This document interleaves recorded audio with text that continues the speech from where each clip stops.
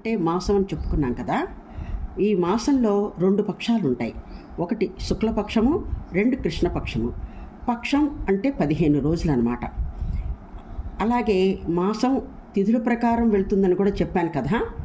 ఈ తిథులు పాడ్యమి, విదియ, తదియ, చవితి, పంచమి, షష్ఠి, సప్తమి, అష్టమి, నవమి, దశమి, ఏకాదశి, ద్వాదశి, త్రయోదశి, చతుర్దశి, పౌర్ణమి లేక అమావాస్య.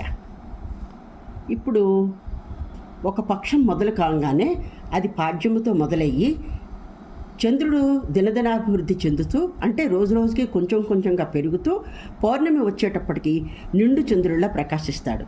మళ్ళీ మరో రోజున ఇదే పాడ్యమితో స్టార్ట్ అయ్యి రోజు రోజుకి కొంచెం కొంచెంగా క్షీణిస్తూ చివరి 15వ రోజుకి అమావాస్య కింద ఉండి అసలు కనపడకుండా పోతాడనమాట. ఇదే విధంగా మాసంలో మొదటి పక్షం పౌర్ణమి, రెండవ పక్షం అమావాస్యగా ప్రతి నెల కూడా పునరావృతం అవుతూ ఉంటుందన్నమాట.